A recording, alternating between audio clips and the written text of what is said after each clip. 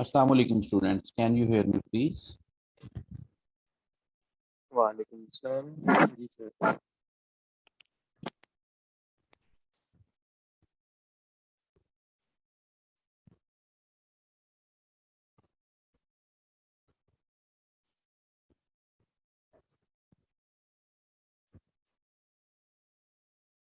जी, कल के डिस्कशन से किसी का क्वेश्चन हो?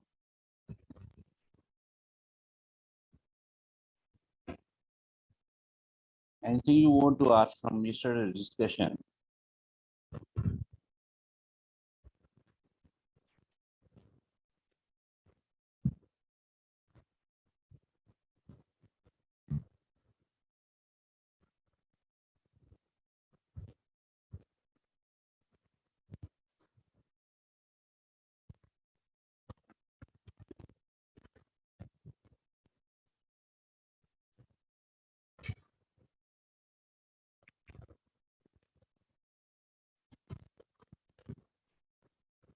Okay, I'm going to share another note.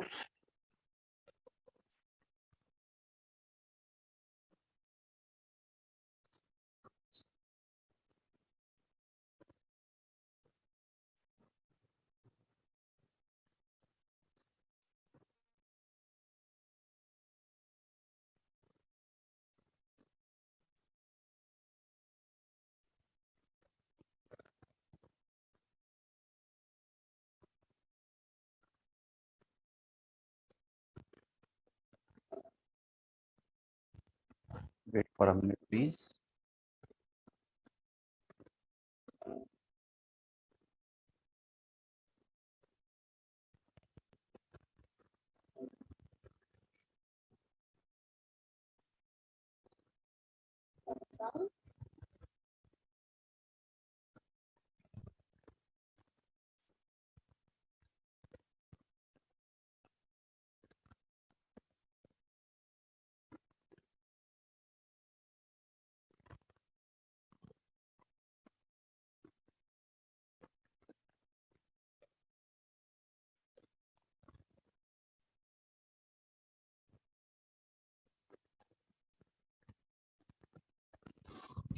I have shared an Excel file in the group, in the WhatsApp group. If you guys could download it.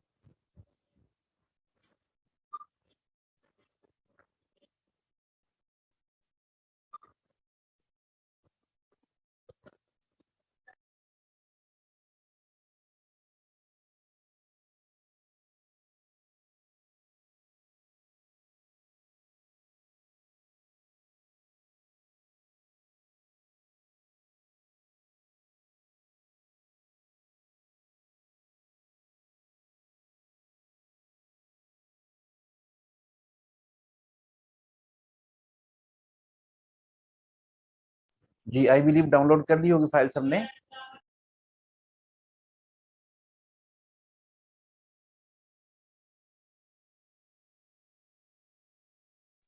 Yes sir.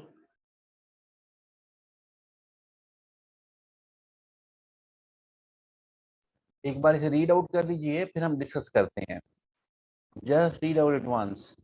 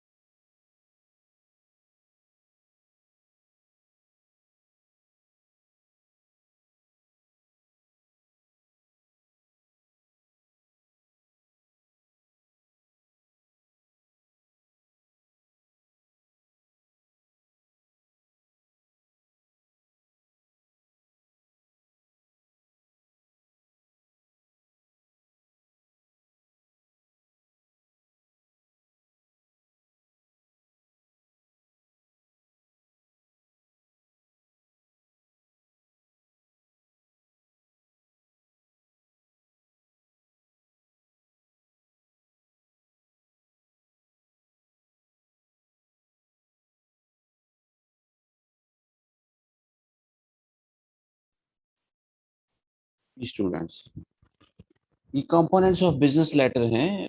Business letter हमारा एक important topic है। इसमें से question लाजिम आता है।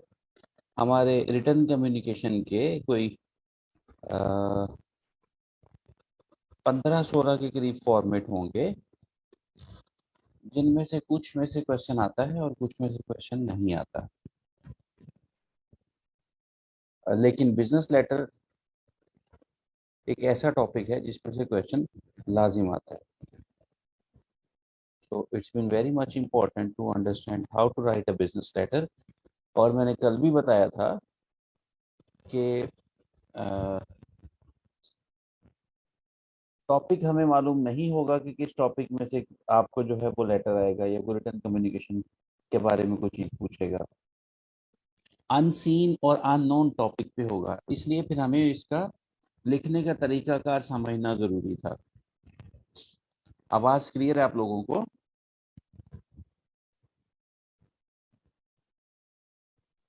Yes sir.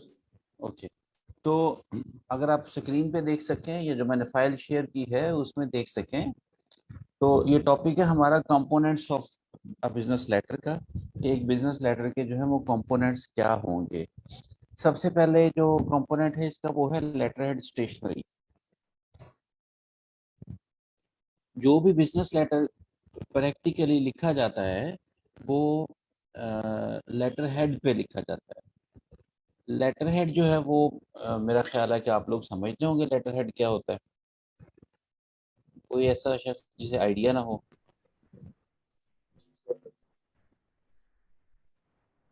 Sir हर किसी company का अपना एक लेटर होता है जो लेटर जी, हर कंपनी का एक लेटर हेड होता है, यानी एक पेज पे कंपनी का नाम, कंपनी का लोगो, कंपनी का एड्रेस, डिटेल्स वो प्रिंटेड होती हैं।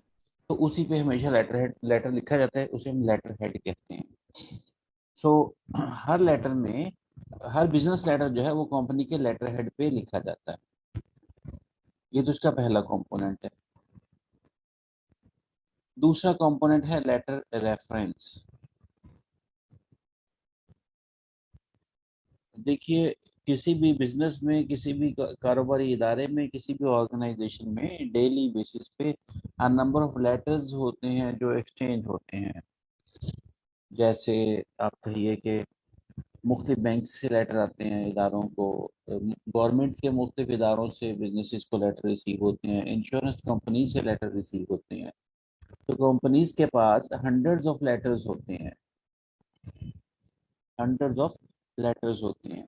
उन लेटर्स को कंपनी ने रिस्पॉन्ड भी करना होता है, रिप्लाई भी करना होता है।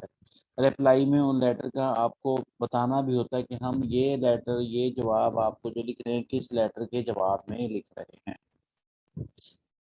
क्योंकि एक से ज़ायद लेटर्स होते हैं मौजूद मुख्तलिफ इदारों की जानिब से, इसलिए हर लेटर का एक नाम रख दिया जाता है। जैसे हम लोगों के नाम इसीलिए रखे जाते हैं इंसानों के, कि लोगों को आइडेंटिफाई किया जा सके, पहचान रखी जा सके, किस नाम से कॉल करना है कॉल किया जा सके। इसी मकसद के लिए नाम रखे जाते हैं। तो एक घर में अगर 5-7 फैमिली मेंबर्स हैं तो उनके 5-7 फैमिली मेंबर्स के 5-7 डिफरेंट नेम्स होंगे, ताकि उन्हें आइडेंटिफाई किया जा सके, उस नाम से कॉल किया जा सके। इसी तरह किसी कारोबारी इदारे में हंड्रेड्स ऑफ बिजनेस लेटर्स होते हैं जो उन्होंने रिसीव किए होते हैं या सेंड किए होते हैं। तो फिर हर लेटर का एक नाम होता है जिसे हम लेटर रेफरेंस नंबर कहते हैं। अगर आप हमारा दूसरा कंपोनेंट देखें तो वो लेटर रेफरेंस नंबर का है।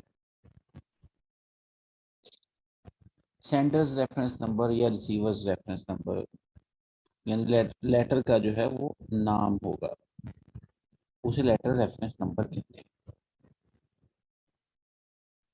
हम एक क्वेश्चन भी साथ साथ एक बिजनेस लेटर भी प्रैक्टिस करेंगे। अगर आपके पास नोटबुक है तो आप उसका क्वेश्चन लिख लीजिए, फिर मैं आपको बिजनेस लेटर मैंने लिख रखा वो मैं आपको एक्सप्लेन कर दूंगा। क्वेश्चन लिखिए।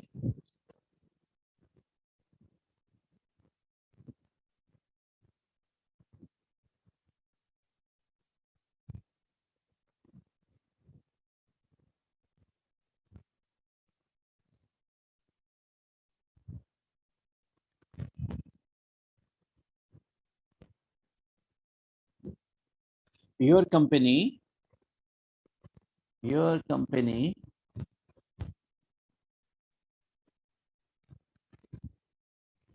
your company provides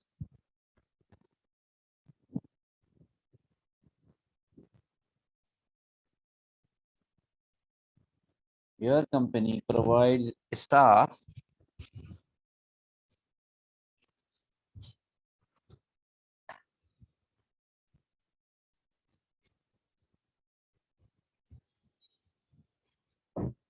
your company provides staff for home keeping services.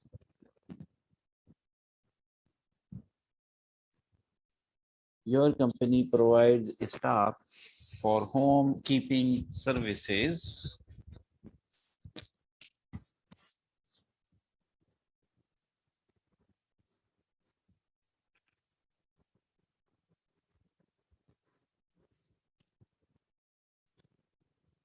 You are marketing manager of the company.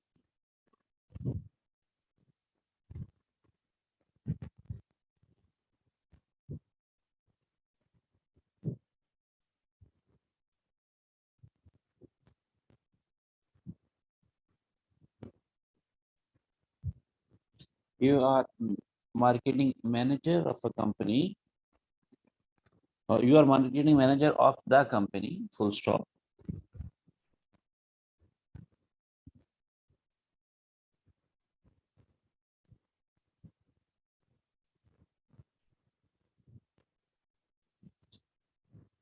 Write a letter. Write a letter to a newly developed. Write a letter to a newly developed housing society. Write a letter to a newly developed housing society, comma, introduce your company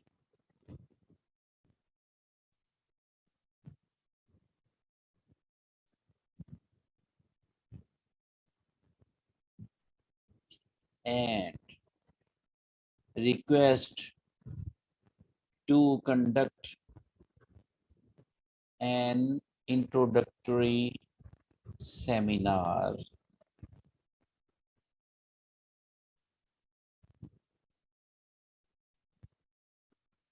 And request to conduct an introductory seminar for the housing society residents. For the housing society residents.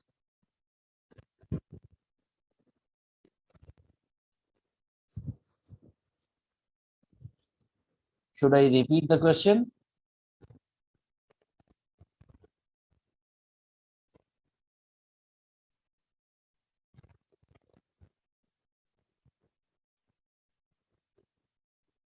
Your company provides housekeeping services. You are marketing manager of the company. Write a letter to a newly developed housing society, comma, introduce your company and request for an introductory seminar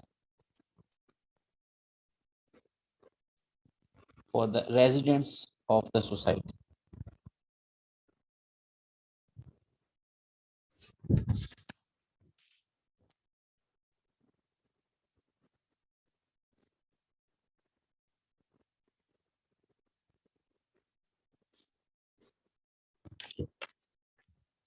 ji question clear है सबको? Question में कोई confusion है तो पूछिए, फिर हम अपनी डिस्कशन स्टार्ट करेंगे.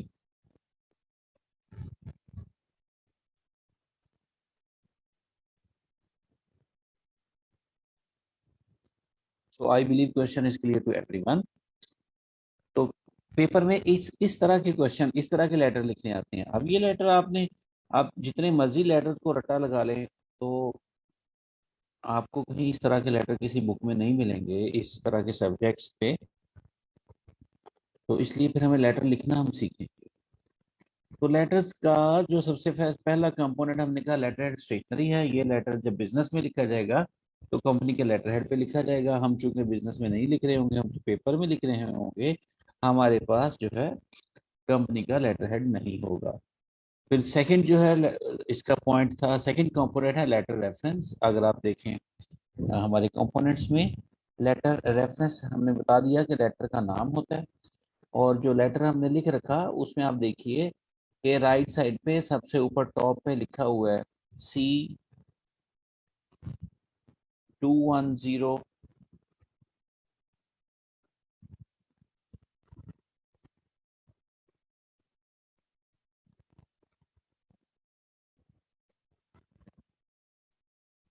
मैंने ये रेफरेंस नंबर चेंज कर दिया, C220828-1। ये लेटर रेफरेंस नंबर कुछ भी लिखा जा सकता है। ABC123 भी लिख सकते हैं आप, XYZ978 भी लिख सकते हैं, कुछ भी लिखा जा सकता है रेफरेंस नंबर में। लेकिन जो पढ़े लिखे लोग हैं वो रेफरेंस नंबर को किसी लॉजिकल फैशन में, किसी तरीके सलीके से लिखते हैं। तो यहाँ हमने लेटर रेफरेंस नंबर लिखा C stands for customer, client. यानी जब हम लेटर लिखेंगे किसी कस्टमर को, क्लाइंट को, तो C लिख देंगे। किसी सप्लायर को लिखेंगे तो S लिख देंगे। किसी बैंक को लिखेंगे तो B लिख देंगे। किसी NGO को लिखेंगे तो N लिख देंगे। किसी गवर्नमेंट ऑफिशियल गवर्नमेंट डिपार्टमेंट को लिखेंगे तो G लिख देंगे। ये रूल नहीं है, ये लाजिम मैंडेटरी चीज नहीं है, बट एक लिखने का एक प्रोफेशनल तरीकाकार। तो हम C लिख देते हैं, C स्टैंड्स फॉर कस्टमर और क्लाइंट। आगे 22 हमने लिखा, 22 इज द ईयर, 2022। फिर 08 लिखा, this is the month, August. And then 28 लिखा, 28 stands for the date today, 28। फिर इसके बाद -1 है। -1 का मतलब कि ये लेटर नंबर 1 होगा, 28 अगस्त 2022 का लेटर नंबर 1 होगा। आप डैश के बाद 3 भी लिख सकते हैं, लेटर नंबर 3 भी लिख सकते हैं, कोई इसको 6 भी लिख सकता है। इसमें किसी का क्वेश्चन कंफ्यूजन है तो पूछिए। रेफरेंस नंबर पे किसी का क्वेश्चन हो तो पूछ सकते हैं, फिर आगे चलेंगे।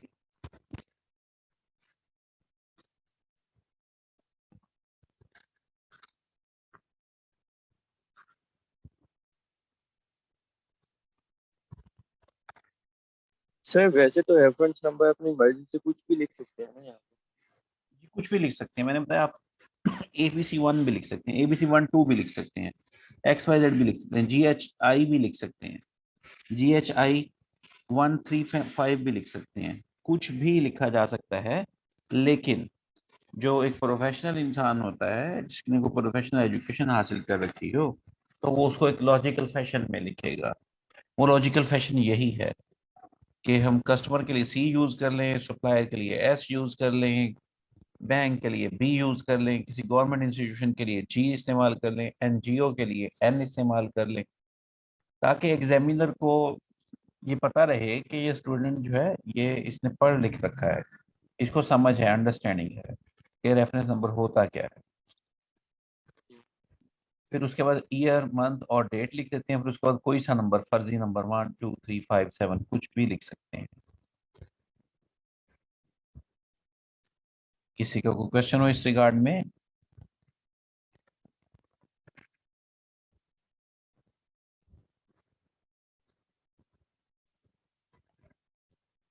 आई बिलीव नो क्वेश्चन। अगर कभी आपको इत्तेफाक हो किसी मोटरवे टोल प्लाजा से गुजरने का या किसी हाईवे के टोल प्लाजा से गुजरने का, तो वो आपको जो उसकी फीस लेते हैं उसके साथ ही आपको वो एक एक स्लिप भी देते हैं पास करने के लिए वहां से। ठीक है। तो अगर आप उस स्लिप को देखें तो उसके ऊपर भी एक रेफरेंस नंबर, एक लेटर, उसका एक रेफरेंस नंबर या ट्रांजैक्शन नंबर या सीरियल नंबर के नाम से एक एक उस पे मौजूद होता है, एक फील्ड मौजूद होती है। तो वो रेफरेंस नंबर, सीरियल नंबर भी इसी फैशन में लिखा होता है। उन्होंने टाइम ईयर लिखा होता है, डेट लिखी होती है, टाइम लिखा होता है, फिर टाइम हमने तो उसको डेट तक लिखा, वो टाइम भी लिखा होता है उन्होंने कि 10:26, इवन सेकंड्स भी आ रहे होते हैं उस पे, इतने सेकंड्स पे। इसी तरह आप किसी रिटेल स्टोर पे जाएं, किसी अच्छे मार्ट पे जाएं, तो वहां से जब आप शॉपिंग करेंगे, बिल पे करेंगे, जो आपको इनवॉइस मिलेगी, उसके ऊपर भी इनवॉइस नंबर जो लिखा होता है वो भी ऐसा ही होता है कि उसके ऊपर उन्होंने इनवॉइस नंबर या उसको ट्रांजैक्शन नंबर या डॉक्यूमेंट नंबर या सीरियल नंबर किसी भी नाम से लिखा होगा, लेकिन वो होगा रेफरेंस नंबर ही, और इसी फैशन में लिखा होता है।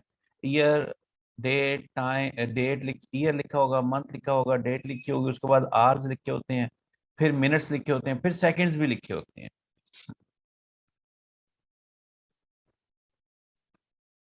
तो अभी अब जब कभी आप देखेंगे तो इस तरह की स्लिप, तो आप उस पर गौर कीजिएगा, आपको वहां पे रेफरेंस नंबर मिलेगा, भले उसका नाम कुछ और हो, रेफरेंस नंबर हो, सीरियल नंबर हो, इनवॉइस नंबर हो, स्लिप नंबर हो, नाम कुछ भी हो सकता है, लेकिन वो लिखा इसी फैशन में होगा। जी, I believe clear to everyone.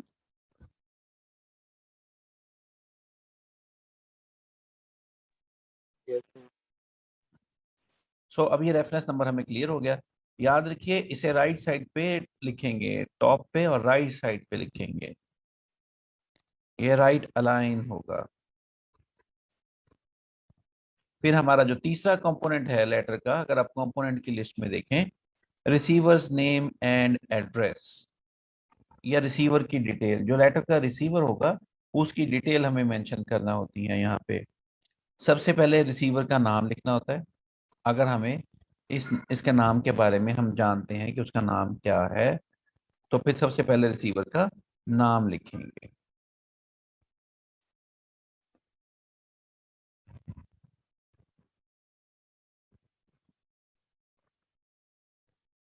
Receiver का नाम लिखने के का तरीका है, अगर आप ये से 3-4 लाइन छोड़ के देखें तो आगे लिख रखा है एड्रेसिंग मैन, एड्रेसिंग मैन।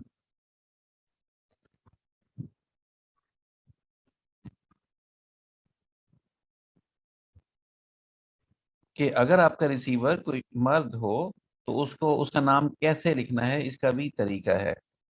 3 तरीके हैं।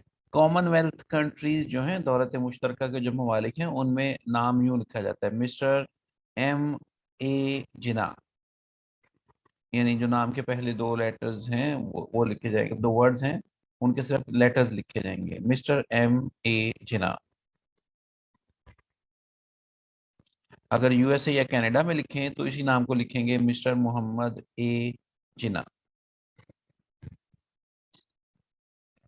फिर रेस्ट ऑफ कंट्रीज यानी बाकी ममालिक के लिए उन कंट्रीज का स्पेसिफिक फॉर्मेट हो, हर कंट्री का अपना तरीकाकार हो सकता है।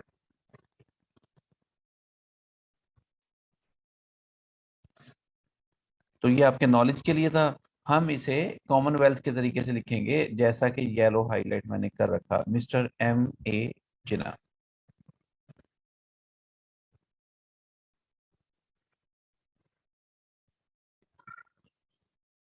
फिर इससे नीचे देखें, लिखा है एड्रेसिंग वुमेन, अगर आप किसी वुमेन को मुखातिब करें तो फिर कॉमनवेल्थ कंट्रीज में मिसिस F.A. जिना,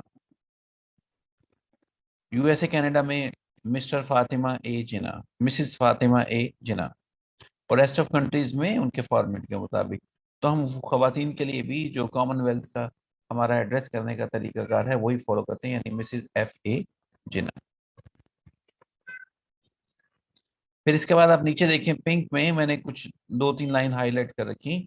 अगर खातून के बारे में आप जानते हैं कि इफ शी इज मैरिड, तो फिर हम लिखेंगे मिसिस का, मिसिस का टाइटल लिखेंगे साथ, मिसिस F.A. जिना। अगर आपको उनका स्टेटस मालूम है कि शी इज अनमैरिड, फिर लिखेंगे मिस F.A. जिना। और अगर आपको status, if status not known, यानी आपको नहीं मालूम कि मैरिड हैं या अनमैरिड हैं, तो फिर आप लिखेंगे मिस M.S. Miss M.S. लिखते हैं और मिस पढ़ते हैं, इसे जेड की साउंड के साथ, मिस। मिस एफ ए जिना, ये नाम लिखने का तरीका क्या था। इसमें किसी को क्वेश्चन कंफ्यूजन है तो पूछ लीजिए।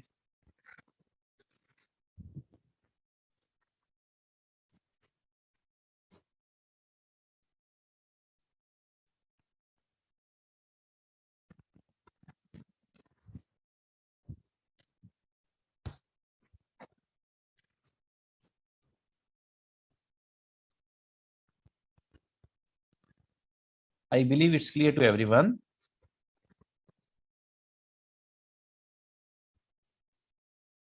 तो वापस आते हैं हम अपने लेटर की तरफ, जहां लेटर हमने लिख रखा, तो हमने वहां पे लिखा है मिस्टर एम ए जिना।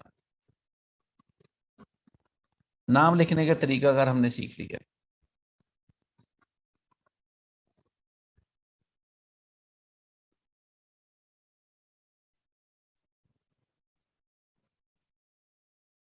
अगर आप लेटर पे देखिए, लेटर है ना आप लोगों के पास, स्क्रीन पे भी नजर आ रहा है जो लेटर मैंने लिख रखा। क्या आप लोग लेटर देख पा रहे हैं स्क्रीन पे? Yes sir. जी सर। Okay, okay fine. तो वहां पे हमने नाम लिख रखा, लेफ्ट लिखेंगे, लेफ्ट अलाइन होगा ये मिस्टर एम ए जिना। नाम के बाद हमेशा उसका डेजिग्नेशन या टाइटल लिखा जाएगा, चेयरमैन या फाइनेंस मैनेजर या सीईओ या एमडी मैनेजिंग डायरेक्टर या पार्टनर। जो भी डेजिग्नेशन उसका सिचुएशन के मुताबिक होगा, हम पढ़ेंगे और सीखेंगे कि डेजिग्नेशन कैसे लिखा जाता है। अब जो हाउसिंग सोसाइटीज होती हैं, उनके जो डेजिग्नेशन होते हैं वो चेयरमैन के होते हैं। हम चूंकि हाउसिंग सोसाइटी के चेयरमैन को लेटर लिख रहे थे, हाउसिंग सोसाइटी के लिए लेटर लिखना था हमने, तो उसके चेयरमैन को एड्रेस करेंगे, चेयरमैन अल्फा हाउसिंग सोसाइटी।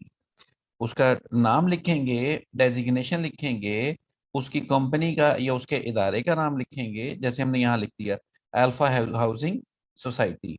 और उसके बाद उसका एड्रेस लिखेंगे, जैसे हमने यहाँ लिख रखा, लेक रोड इस्लामाबाद।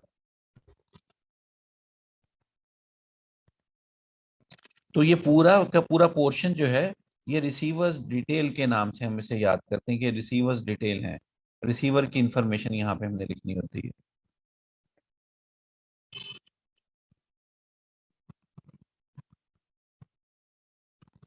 ये हमने रिसीवर की डिटेल लिखी है यहाँ पे। इसमें कोई क्वेश्चन किसी को हो तो पूछ लीजिए। सर अगर कंपनी का नेम बहुत ज्यादा लंबा हो तो? फिर भी लिखेंगे, कितना लंबा होगा कंपनी का नाम? हम्म, कितना लंबा होगा, वो एक लाइन पे पूरी पे आ जाएगा, इससे लंबा तो नहीं हो सकता ना। ठीक है जी।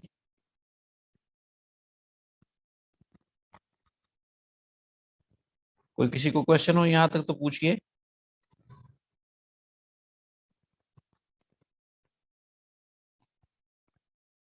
तो मैं ये समझूंगा कि आप लोगों को ये क्लियर है। रिसीवर डिटेल लिखेंगे, मैंने उसको ग्रीन हाईलाइट भी कर दिया। रिसीवर डिटेल में उसका नाम, डेजिग्नेशन, कंपनी का नाम और एड्रेस, ये चार चीजें आएंगी। नाम लिखने का खास तरीकाकार है, वो हमने आपको सिखा दिया। मिस्टर एम ए जिना लिखेंगे, और खातून हो तो मिसिज एफ ए जिना या मिस एफ ए जिना या मिस एफ ए जिना। और ये रिसीवर डिटेल लेफ्ट अलाइन होंगी, लेफ्ट साइड पे लिखी जाएंगी। तो हम लेटर छोड़ के वापस अपने कंपोनेंट्स पे आते हैं। हमारा कंपोनेंट नंबर 4 है डेट।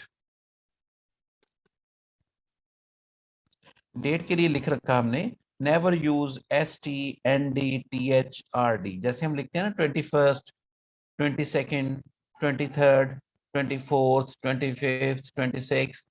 क्यों? तो ये RD ND इस फॉर्म में हम डेट को कभी भी नहीं लिखेंगे, बल्कि उसके नीचे डेट लिख रखी, अगर आप पढ़ें तो लिख रखा हमने नवंबर, पूरा लिखेंगे मंथ, फिर स्पेस देंगे 20, डेट लिखी, उसके बाद कॉमा लिखेंगे और उसके बाद ईयर लिखेंगे।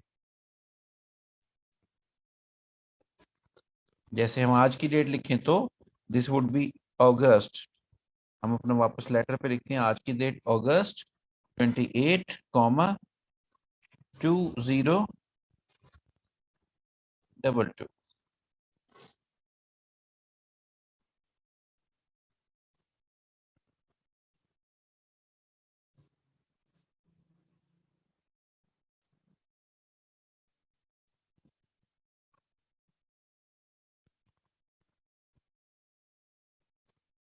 अगस्त 28,2022।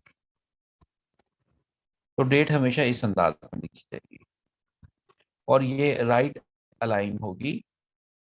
अपने पेज पे आप राइट साइड पे लिखेंगे। इसमें कंफ्यूजन किसी को?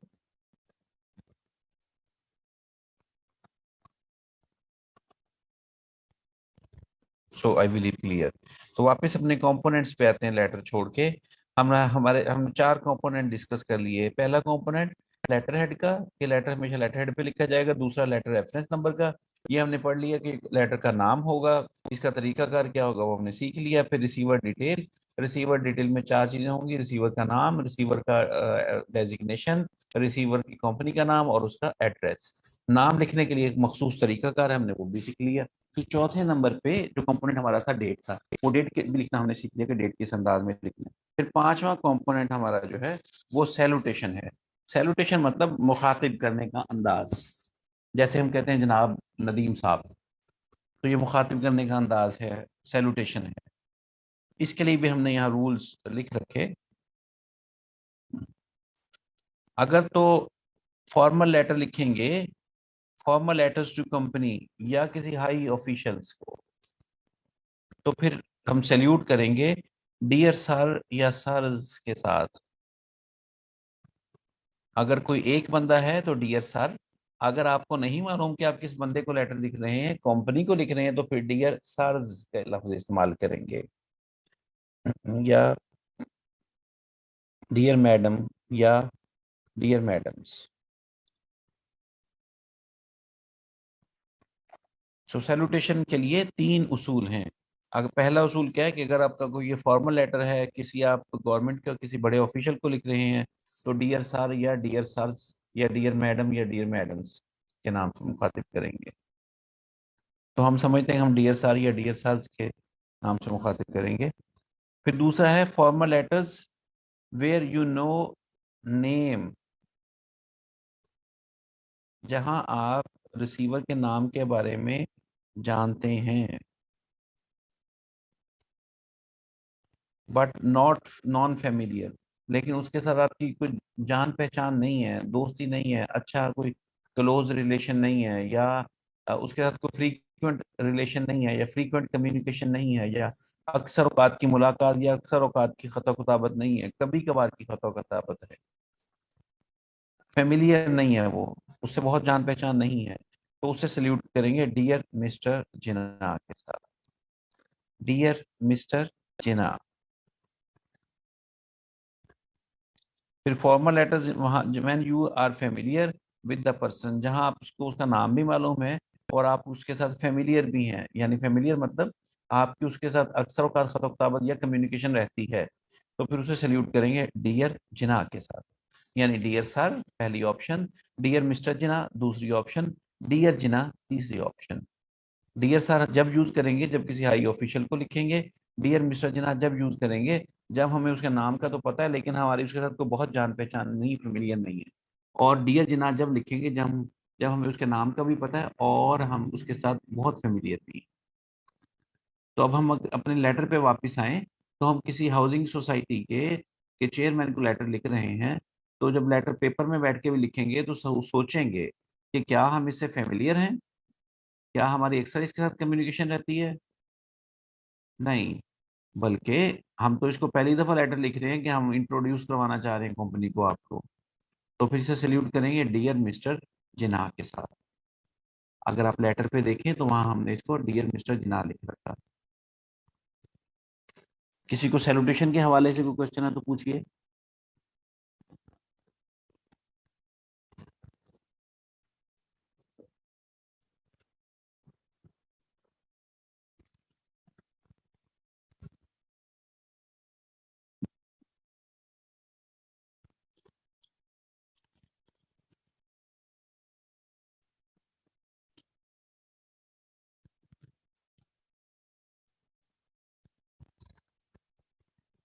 जी क्लियर है सबको?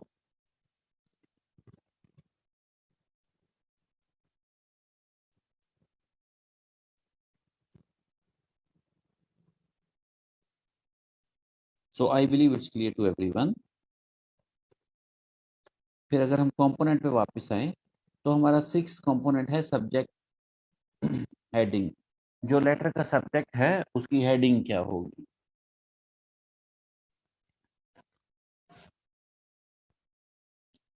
तो हमारी कोशिश होगी कि जो हेडिंग हम लिखें, ये चूंकि हमने अपने पास से लिखनी है, तो कोशिश करते हैं कि उसको मुख्तसर लिखें और कॉम्प्रिहेंसिव हो। यानी लेटर पढ़ने से पहले जो रीडर है, जो रिसीवर ऑफ द लेटर हो, उसे पढ़ के समझ आ जाए कि इस लेटर के अंदर लिखा क्या हुआ है।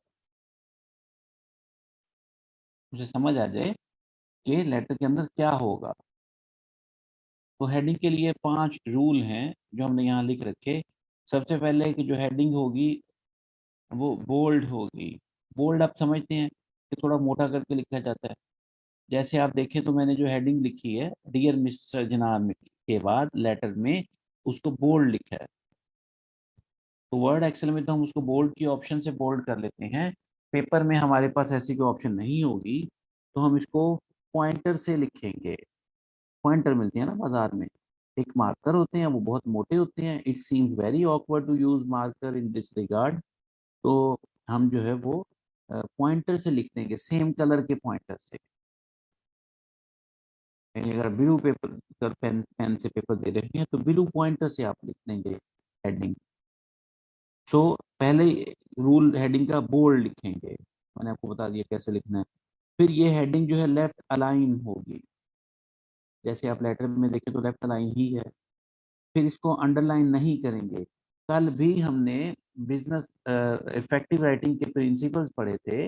वहां पे हमने प्रेजेंटेशन एंड प्रूफिंग का आखिरी कंपोनेंट पढ़ा था। उस प्रेजेंटेशन में हमने प्रेजेंटेशन के में हेडिंग के हवाले से पढ़ा था कि वहां पे 3 बातें पढ़ी थी: not underline, no full stop, no capital except first. तो वो तीनों बातें यहाँ पे भी इम्प्लीमेंट होंगी, प्लस 2 इसमें इजाफी बातें होंगी। क्या? एक, हेडिंग को बोल्ड लिखेंगे, दूसरा लेफ्ट अलाइन होगी। तो 5 रूल हैं हेडिंग के, लेटर की हेडिंग के 5 रूल हैं। तो अगर आप वापस लेटर पे आए, वहां हमने इसको लिख रखा: request to conduct an introductory seminar. ये यहाँ पे अल्फाज क्या लिखने हैं, ये आपने पेपर में बैठ के सोचना है और कोशिश करना है कि मुख्तसर लिखें। लेकिन ऐसे अल्फाज लिखें जो लेटर पढ़ने से पहले ही लेटर पढ़ने वाले को समझ आ जाए। हमने लिख रखा है request to conduct an introductory seminar. आप देखेंगे इसमें 5 रूल हमने फॉलो कर रखे। बोल्ड भी है, लेफ्ट अलाइन भी है, अंडरलाइन नहीं है, कोई फुल स्टॉप नहीं है और कोई कैपिटल लेटर नहीं है एक्सेप्ट द फर्स्ट। इसमें किसी को क्वेश्चन है तो पूछ सकते हैं।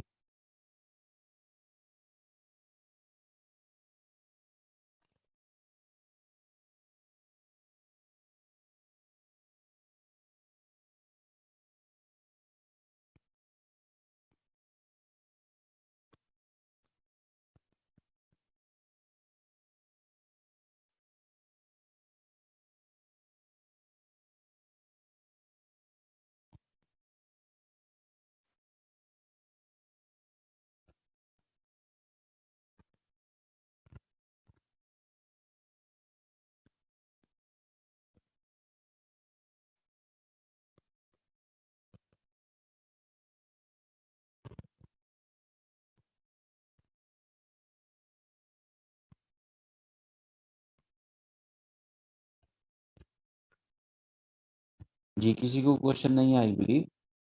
तो ये हमारा सब्जेक्ट हो गया। अगर हम अपने कंपोनेंट्स पे वापस आए तो हमारा 7th कंपोनेंट है बॉडी। बॉडी में जो आपका मेन मैसेज होता है, जो आपने कन्वे करना होता है, वो लिखा जाता है।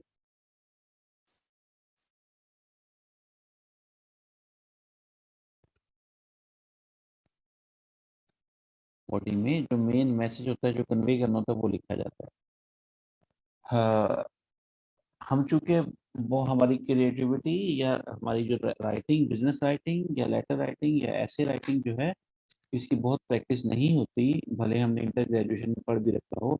हम तुक्के लगा के, सॉरी, रटे लगा के पढ़ चुके होते हैं, रटे लगा के लिख रहे होते हैं। Number one. नंबर टू, हमारी ग्रामर भी इतनी अच्छी नहीं होती।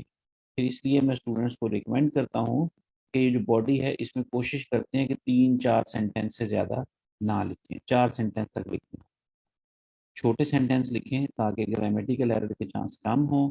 4 से 5 सेंटेंस बस, इससे ज़्यादा सेंटेंस ना लिखें, क्योंकि हम बहुत अच्छा लिखने वाले नहीं होते, हमसे गलती के चांस रह जाते हैं।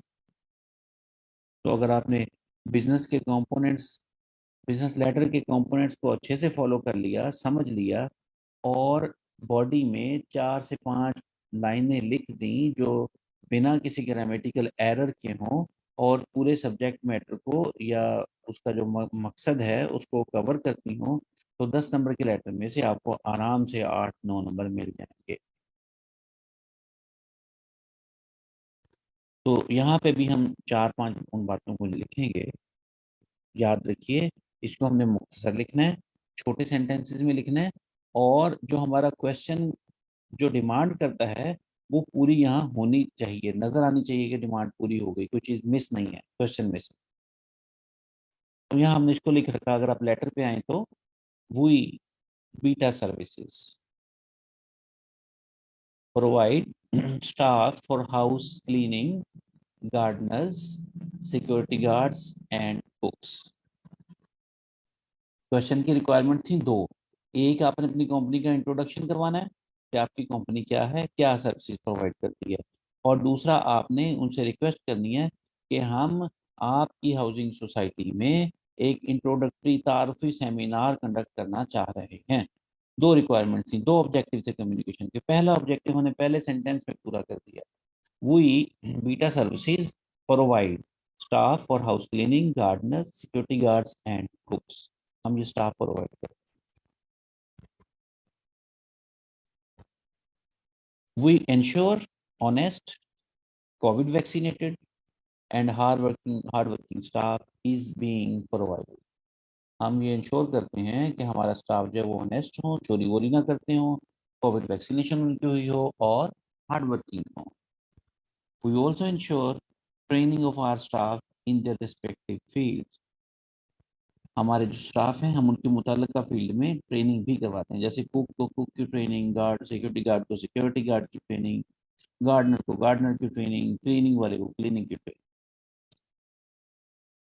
तो ये हमने पहला ऑब्जेक्टिव अपना मुकम्मल कर लिया कि अपनी कंपनी का इंट्रोडक्शन भी करवा दिया, अपनी कंपनी की अच्छी बातें, अपनी कंपनी की स्ट्रेंथ भी बता। अब दूसरा ऑब्जेक्टिव था कि हमने वहाँ इंट्रोडक्टरी सेमिनार कंडक्ट करना है जहाँ पे हम उस हाउसिंग सोसाइटी के रहने वालों को अपनी कंपनी के बारे में बता सकें। ये तो हमने चेयरमैन को बताया। तो उसके लिए क्या है, we want to offer our services to your housing society and we are intended, और हमारा इरादा है to conduct an introductory seminar in the auditorium of the society. हम आपकी सोसाइटी के ऑडिटोरियम में एक इंट्रोडक्टरी सेमिनार कंडक्ट करना चाहते हैं। We request your permission in this, हमें इस लिहाज से आपकी परमिशन की जरूरत है। तो ये 3 या 4 सेंटेंसेस में हमने अपनी बात बयान कर दी। फिर your cooperation will be highly appreciated. हमने पढ़ा था कि आप जो है हमेशा पॉजिटिव नोट में एंड करेंगे।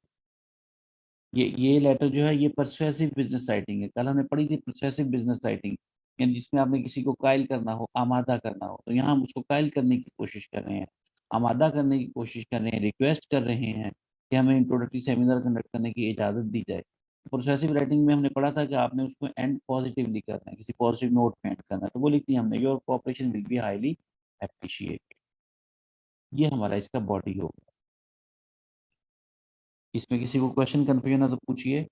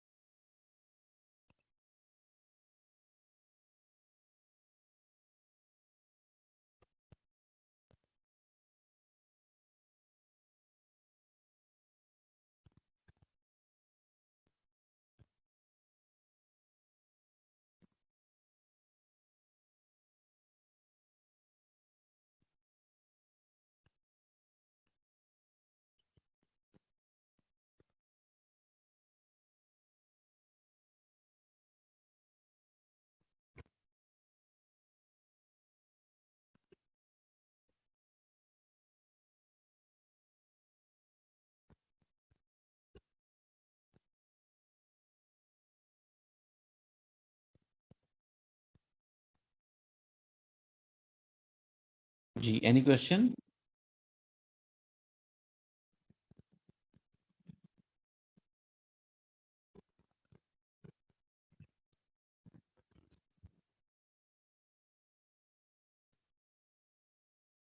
I believe no question at all. Let's move to next component. अब हमने अपना मैसेज कन्वे कर दिया और फॉर्मेलिटी के लिए जो हमारा 8वां कंपोनेंट है वो क्लोज या साइन ऑफ है। क्लोज या साइन ऑफ हम इसे कहते हैं। क्लोज कैसे करेंगे लेटर को? जो फॉर्मल लेटर्स टू कंपनी हैं, जो किसी कंपनी को लिखेंगे, या अगर आप इसको पॉइंट नंबर 5 से मिला के पढ़ें, पॉइंट नंबर 5 से मिला के पढ़ें, वहां हमने सेम कलर भी यूज कर रखा। जो पर्पल कलर में हमने वहां लिखा डियर सर या डियर मैडम, तो जिसको आपने सल्यूट किया डियर सर या डियर मैडम से, उसे क्लोज करेंगे योर्स फेथफुली से। जिसे हमने सल्यूट किया डियर मिस्टर जिना से, तो उसे क्लोज करेंगे योर्स सिंसियरली से। और तीसरी ऑप्शन में जिसे हमने सैल्यूट किया डियर जिना से, उसे क्लोज करेंगे काइंड रिगार्ड्स के साथ। तो क्लोज के लिए 3 ऑप्शन रही हमारे पास, जैसे सैल्यूट करने के लिए भी 3 ऑप्शंस थी। सैल्यूटेशन में 3 ऑप्शन थी, तो क्लोज में भी 3 ही ऑप्शन रहेंगे। तो इस लेटर में हमने डियर मिस्टर जिना से सैल्यूट किया था, यानी जो ग्रीन में लिख रखा हमने, तो इसको क्लोज भी ग्रीन के हिसाब से करेंगे जो हमने लिख रखा योर्स सिंसियरली। तो अगर आप लेटर पे देखें तो वहां हमने इसको क्लोज योर्स सिंसियरली से किया है, और इसे लेफ्ट साइड पे लिखेंगे योर्स सिंसियरली। लेटर का 9th कंपोनेंट, अगर आप कंपोनेंट्स पे वापस आए, यह है सिग्नेटरीज नेम, यानी जिसने ये लेटर भेजा है, सेंडर्स नेम, उसका नाम लिखेंगे। Type the name underneath the signature. किसी जगह पे अगर सिग्नेचर की जरूरत हो तो पहले साइन करेंगे फिर नाम लिखेंगे, और अगर सिग्नेचर की जरूरत नहीं है तो सिर्फ नाम लिख देंगे। तो इसके लिए हमने फुल नेम लिखना है, जो भी पूरा नाम हो उसका, सेंडर का, वो फुल नेम लिखेंगे। तो जैसे अगर आप वापस अपने लेटर पे आए तो वहाँ हमने लिख रखा your sincerely Mohammad Nadeem, business development manager, साथ उसका डेजिग्नेशन दिया। तो ये सेंडर की डिटेल आ जाएंगी। फिर हमारा 10th कंपोनेंट, अगर आप कंपोनेंट्स पे देखें, वो है एनक्लोयर रेफरेंस। एम्प्लॉयर रेफरेंस का की डिटेल उसने लिख रखी, include a brief list of anything that is included या अटैच्ड विद द लेटर। इस लेटर के साथ आपने अगर कोई और डॉक्यूमेंट अटैच कर रखे हैं तो उनकी लिस्ट भी लिख देते हैं, उनकी लिस्ट का नाम भी लिख देते हैं। जो डॉक्यूमेंट आपने इस लेटर के साथ अगर कोई डॉक्यूमेंट अटैच किए तो वो भी लिख देते हैं। जैसे यहाँ पे हमने लिखा है इनक्लोजर में लिस्ट ऑफ सर्विसेज, कि इस लेटर के साथ एक पेज और भी हमने अटैच किया जिसमें हमने जो जो सर्विसेज प्रोवाइड करते हैं उनकी लिस्ट है। जैसे हाउस क्लीनिंग है, गार्डनिंग है, डेकोरेशन है, जो भी सर्विसेज हैं। दूसरा हमने साथ में क्या इंक्लूड कर रखा, लिस्ट ऑफ हाउसिंग सोसाइटीज सर्व। हमने जिन हाउसिंग सोसाइटीज को सर्व कर रखा है या कर रहे हैं, तो उनके नाम भी हमने लिख रखे हैं, वो लिस्ट भी साथ में अटैच कर दी है। यानी इस लेटर के साथ 2 और पेज भी अटैच हैं, वो उनमें ये डिटेल्स हैं। इसे एनक्लोजर कहते हैं।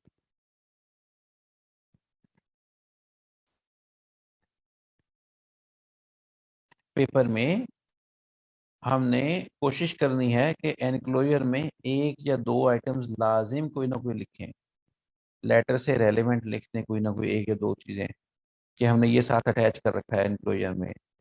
ऐसा इसलिए ज़रूरी है कि अगर आप एनक्लोजर लिखेंगे तो एग्जामिनर को पता रहेगा कि इसे लेटर के जो जो लेटर का आखिरी कंपोनेंट है, इसे उसका पता है, ये उसके बारे में जानता है। और अगर आप एनक्लोजर नहीं लिखेंगे तो एग्जामिनर यूं भी समझ सकता है कि इसे एनक्लोजर का पता ही नहीं था। तो इसलिए हम कोशिश करेंगे कि कोई ना कोई एनक्लोजर में एक आध चीज़ घुसा दें लिख दें, लाजमी लिख दें।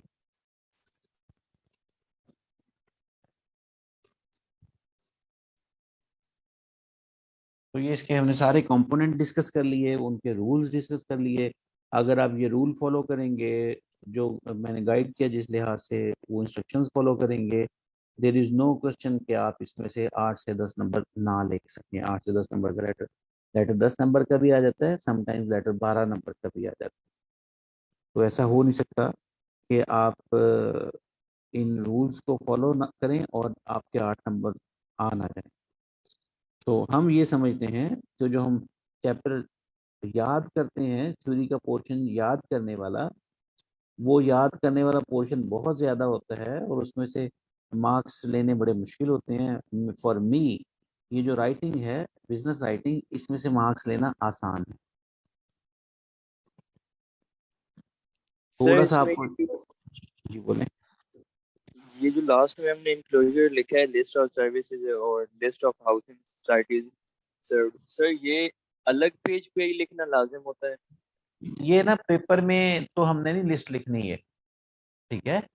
पेपर पॉइंट ऑफ व्यू से हमने लिस्ट नहीं लिखनी, पेपर पॉइंट ऑफ व्यू से सिर्फ ये लाइन ही लिखनी है, लिस्ट ऑफ सर्विस प्रोवाइडेड और list of housing society served, बस यहीं तक लिखना है। मतलब सर एक ही पेज पे ही आ जाए वो नीचे बस? लेटर हमारा ये एक ही पेज पे रहेगा, हमने सिर्फ ये एनक्लोजर की 2 लाइनें लिखनी है कि हमने लेटर के साथ क्या अटैच कर रखा। ये बिजनेस में प्रैक्टिकली ऐसा करते हैं, कोई डॉक्यूमेंट साथ अटैच करते हैं, लेकिन पेपर में तो हम कोई डॉक्यूमेंट अटैच नहीं करेंगे। पेपर में तो सिर्फ उसको बताएंगे कि हमें एनक्लोजर का पता है, बस। वो बताने के लिए सिर्फ 2 लाइनें लिखनी है, कोई सी 2 चीजें लिख देनी है कि हमने ये साथ अटैच की हैं। अटैच करनी नहीं है, सिर्फ लिखना है। Okay sir, thank you. Sir जिस तरह बीकॉम में यही सब्जेक्ट है और इसमें लेटर के फॉर्मेट के नंबर थे, इसमें भी होते हैं? यानी आप ये कह रहे हैं कि आप फॉर्मेट लिखें और बॉडी में कुछ ना लिखें तो आपको नंबर मिल जाएंगे, तो ऐसा होने के नहीं चांस, हाँ जी। नहीं, ये नहीं कह रहा मैं, वैसे कह रहा कि जैसे मिस कर दे तो वो नंबर मिस हो जाते थे, वो बताया था हमारे टीचर ने इसमें। यहाँ भी ऐसा ही होगा। अगर आप देखें तो मैंने हर हर कंपोनेंट को इन डिटेल बता दिया, उसके रूल्स भी बताए, हर कंपोनेंट के, रेफरेंस नंबर के, नाम लिखने के, डेट का रूल, सैल्यूटेशन का रूल, हेडिंग का रूल, बॉडी के लिए, अ, उसको क्लोज करने के लिए, हर चीज का रूल बताया। इसका पर्पज ही ये था कि आपके वो नंबर मिस ना हो जाए। तो अगर आपने इसके सारे 10 के 10 कंपोनेंट पूरे कर दिए रूल्स के मुताबिक, बॉडी में 3 से 4 लाइनें लिख दी, 4 लाइनें लिख दी जो सब्जेक्ट का ऑब्जेक्टिव पूरा कर दें, मकसद पूरा कर दें, ग्रामेटिकल एरर ना हो, तो आपके 8 नंबर आ जाएंगे। तो ये नंबर मेरे हिसाब से लेना आसान होते हैं बिजनेस राइटिंग में, बनिस्बत जो थ्योरी के, सब थ्योरी का जो पोर्शन है उसकी निस्बत। Thank you. आप लोग एक बार ये कंपोनेंट्स को पढ़ लीजिए, इसके साथ मिला के जो हमने लेटर लिखा उसे देख लें, हर हर कंपोनेंट के साथ को पढ़ें, उसका रूल पढ़ें, और जो हमने लेटर लिखा उसमें, लेटर में उस कंपोनेंट को देखें कैसा लिखा, ताकि आपको एक लेटर क्लियर हो जाए, उसके बाद फिर आप खुद से लिख सकेंगे इंशाल्लाह। तो 5 मिनट है हमारे पास इसे देखने के लिए, 5 मिनट बाद फिर हम अपनी डिस्कशन जो है वो कंटिन्यू करेंगे।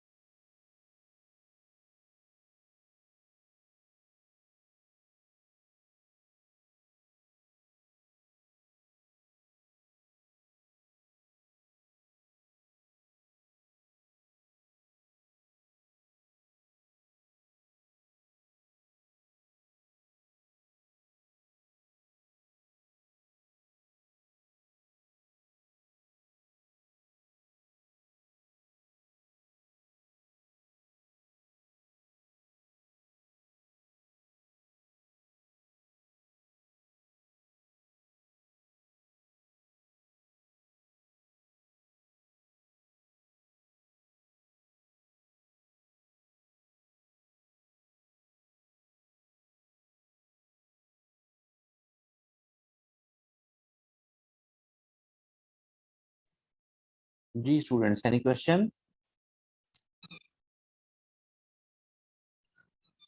किसी का क्वेश्चन हो इसमें तो पूछ लीजिए।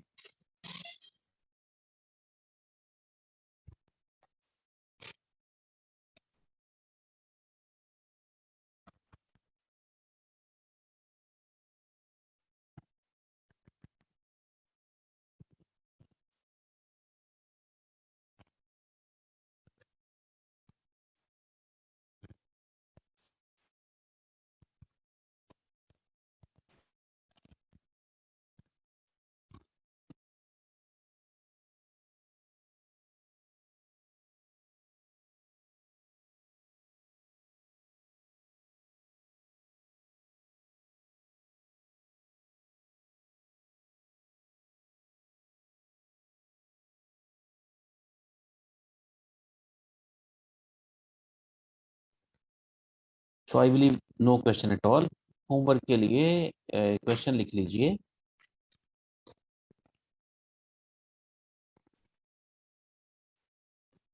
एक लेटर लिखेंगे घर से, क्वेश्चन लिखवा रहा हूँ आपको।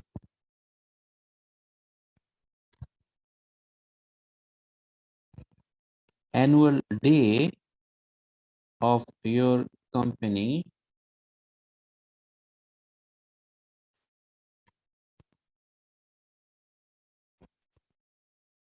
is falling due in next month.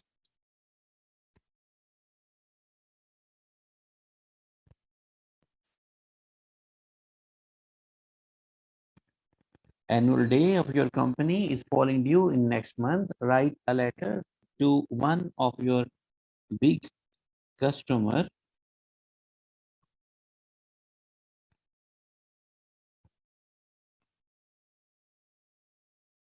Write a letter to one of your big customer in South Africa, comma, sir आवाज invite कट रही है, क्वेश्चन की समझ नहीं आई, काइंडली रिपीट कर दीजिए।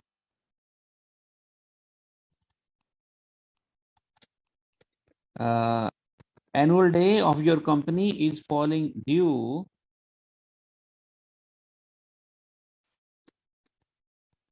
annual day of your company is falling due in next month.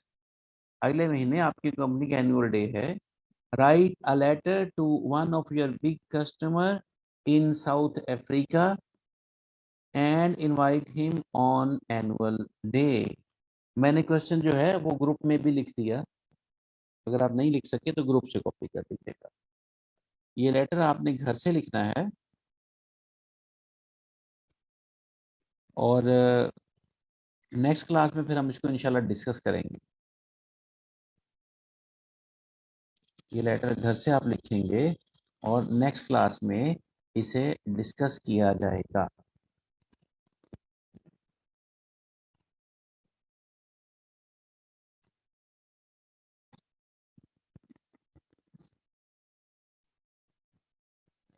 Let's move to our book. This is page number 34.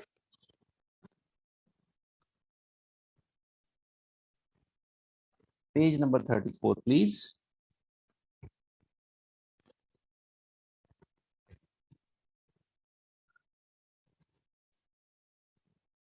Levels of information.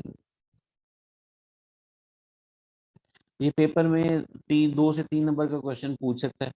छोटा सा क्वेश्चन है, कभी कभी कभार पूछता है। There are 3 broad levels at which messages are communicated: strategic, tactical and operational. Strategic level का मतलब ये होता है 3 लेवल पे इंफॉर्मेशन पास ऑन करते हैं, 3 लेवल पे हम कम्युनिकेशन करते हैं। इदारों में एक दूसरे से कम्युनिकेशन 3 डिफरेंट लेवल्स पे हो सकती है। पहले कहता है स्ट्रेटेजिक लेवल। जैसे इसके हम एक एग्जांपल लेते हैं कि हमारी कंपनी के सीईओ ने फैसला किया कि हम 2024 2025 तक हम एक नई फैक्ट्री का आगाज करेंगे। उसने ये फैसला किया और ये फैसला उसने कम्युनिकेट कर दिया अपने प्रोडक्शन मैनेजर को कि भाई 2027 में हम नई कंपनी का आगाज करेंगे। उसके लिए आपको जो मशीनरी रिक्वायर्ड होगी वो मशीनरी खरीदें, जो स्टाफ रिक्वायर्ड होगा उसका अरेंजमेंट करें। उसने ये फैसले से आगाह कर दिया अपने फाइनेंस मैनेजर को कि हम 2027 में एक नई कंपनी शुरू करेंगे, उसकी फिजिबिलिटी बनाइए और उस पे जितने पैसे चाहिए हैं उसके लिए वो मालूम करिए, जितने हमारे पास फंड्स सरप्लस में होंगे, फालतू होंगे, वो बताइए, और उसके बाद उनके फंड्स को कैसे अरेंज किया जा सकता है अगले 5 साल बाद। तो यही बात उसने अपने परचेज मैनेजर को भी कम्युनिकेट कर दी कि इसके लिए हमें जो है वो जगह भी खरीदनी होगी, मशीनरी भी खरीदनी होगी, उसकी कंस्ट्रक्शन भी करनी होगी, उसके लिए जो भी नेसेसरी अरेंजमेंट आपको जब जब चाहिए होंगे तो बाकी सब लोगों से मिलकर आपने वो अरेंजमेंट भी करने हैं। तो जो ये कम्युनिकेशन होगी इसे स्ट्रेटेजिक कम्युनिकेशन कहा जाता है, जिसमें किसी इदारे की स्ट्रेटेजी मुतय्यन की जाती है, किसी इदारे का बड़ा लॉन्ग टर्म प्लान जो है वो तय किया जाता है, कम्युनिकेट किया जाता है, तो उसे स्ट्रेटेजिक लेवल ऑफ कम्युनिकेशन कहा जाता है। उसने यहाँ लिख भी लिखा, long term decision making, for example 3 to 5 year plan including opening a new factory in 3 years time. फिर उसके बाद उसने जो सीईओ है उसने इन 3-4 लोगों को बता दिया, फिर ये 3-4 लोग क्या करेंगे कि ये अब उस प्लान को पे अमल दरामद शुरू कर देंगे। फाइनेंस मैनेजर क्या करेगा, वो इसकी फिजिबिलिटी बनाएगा कि इसमें हमें कितने पैसे चाहिए होंगे, कितनी मशीनें आएंगी, कितने की आएंगी, कितनी वैल्यू की आएंगी, कितना वर्किंग कैपिटल चाहिए होगा, कितना उसमें लोग हायर करेंगे, उनकी कितनी सैलरीज होंगी, कितने पैसे चाहिए होंगे। वो कहेगा कि पहले तो हम ये अंदाजा लगाएं कि इसमें पैसे चाहिए कितने होंगे, फिर वो कहता है कि हम 6 महीने बाद, 4-6 महीने में ये वर्किंग कर लें, फिर उसके बाद अगले 6 महीने में ये वर्किंग करेंगे कि जो है हमारे पास कितने फंड्स मैनेज हो सकेंगे, और फंड्स कब कब चाहिए होंगे, 2024 में, 23 में कितने चाहिए होंगे इस मकसद के लिए, 24 में कितने चाहिए होंगे, लैंड प्रोक्योर करनी होगी, 24 में कंस्ट्रक्शन स्टार्ट करनी है, 25 में हमने कंस्ट्रक्शन करनी है, 26 में जाके मशीन इंस्टॉल करनी है, उसका टेस्ट रन करना है, 2027 में हमने लोगों को हायर करना है। तो ये डिफरेंट स्टेजेस होंगी, किस किस स्टेज पे कितने कितने पैसे चाहिए होंगे, ये प्लान करेंगे। तो जब फाइनेंस मैनेजर ये प्लान कर रहा होगा, अपनी टीम से डिस्कस कर रहा होगा कि हमें ये फिजिबिलिटी स्टडी बनानी है, ये फिजिबिलिटी स्टडी कौन बनाएगा, कैसे बनाएंगे, इंफॉर्मेशन कहाँ से कलेक्ट करेंगे, तो जब वो ये सारी कम्युनिकेशन कर रहा होगा तो ये टैक्टिकल कम्युनिकेशन कहलाएगी। Short term issues and opportunities, for example 1 year plan including switching a key supplier in 6 months। तो ये शॉर्ट टर्म प्लान होता है, 1 साल तक के अरसे का प्लान। फिर उसके बाद ऑपरेशनल कम्युनिकेशन, यानी ये रोजमर्रा की कम्युनिकेशन होती है कि आप बैंक रिकन्सिलिएशन बना लीजिए, आप बैंक में पैसे जमा करवा दें, आप ये बैंक से चेक कैश करवा दें, कस्टमर को इनवॉइस भेज दें, कस्टमर को जो है वो पेमेंट का रिमाइंडर भेज दीजिए। यानी जो रोजमर्रा के अमूर के लिए जो कम्युनिकेशन कारोबारी इदारों में की जाती है उसे ऑपरेशनल लेवल ऑफ कम्युनिकेशन कहा जाता है। तो ये 3 लेवल ऑफ कम्युनिकेशन है। तीनों पॉइंट को ऐसे लिख के इनके आगे एक लाइन की एक्सप्लेनेशन है, 3 नंबर का पेपर में क्वेश्चन आ सकता है। 1 मिनट में से पढ़ लें, क्वेश्चन हुआ तो डिस्कस करेंगे, बता दीजिए।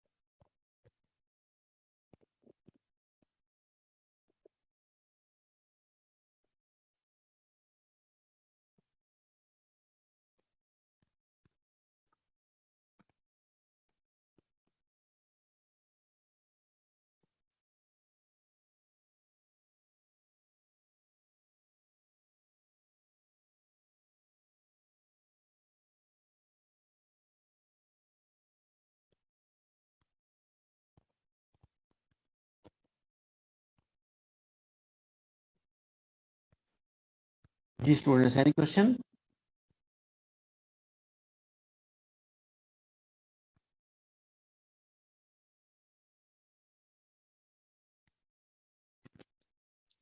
सर ये स्ट्रेटेजिक मैसेज इंफॉर्मेशन में हमारा वो भी चीज़ें आ सकती हैं जो हम बजट मेकिंग करते हैं किसी भी एक प्रोजेक्ट के लिए। वो टैक्टिकल में आ जाएगा, क्योंकि जो बजट मेकिंग होती है वो 1 साल के लिए होती है। सर कुछ गवर्नमेंट प्रोजेक्ट ऐसे भी होते हैं कि जो कि 10 साल के लिए 5 साल के लिए होते हैं। फिर वो स्ट्रेटेजिक में आ जाएगा। ओके, वो उस पे जो कम्युनिकेशन होगी वो स्ट्रेटेजिक लेवल ऑफ कम्युनिकेशन। तो सर इसके अंदर ज़रूरी तो नहीं है ना कि सिर्फ फाइनेंस मैनेजर ही ये चीज़ें वर्किंग करेगा, उसके अंदर डिफरेंट डिपार्टमेंट्स मिलके जो भी ये। करेगा, हाँ जो भी करेगा, वर्किंग करेगा। अगर हम 5 साल के प्लान पे वर्किंग कर रहे हैं और उसके उसके लिए हम डिस्कशन कर रहे हैं, तो ये स्ट्रेटेजिक लेवल पे डिस्कशन कर रहे हैं, ब्रॉडर लेवल, ग्रेटर लेवल। ठीक। Okay sir. Then the next point is useful information. इस पे क्वेश्चन लिख लीजिए, क्वेश्चन लिखिए please. Factors that make an information valuable, factors that make an information valuable.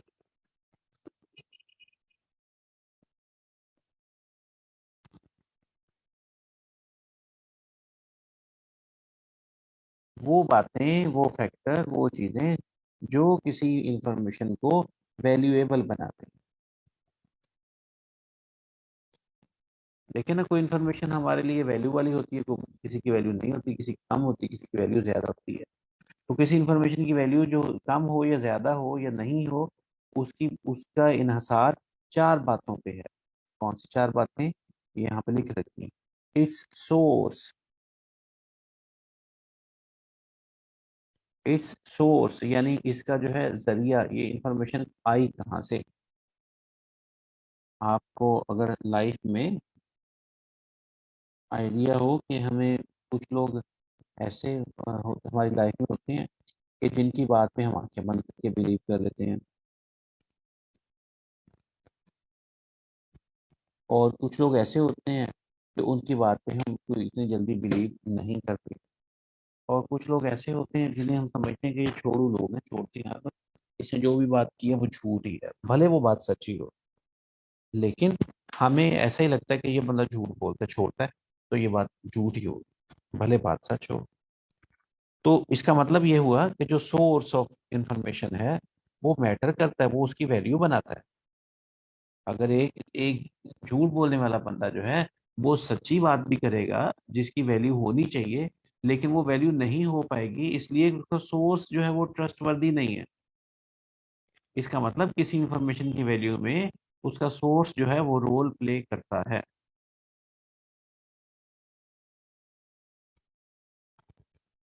Clear है जी ये पॉइंट?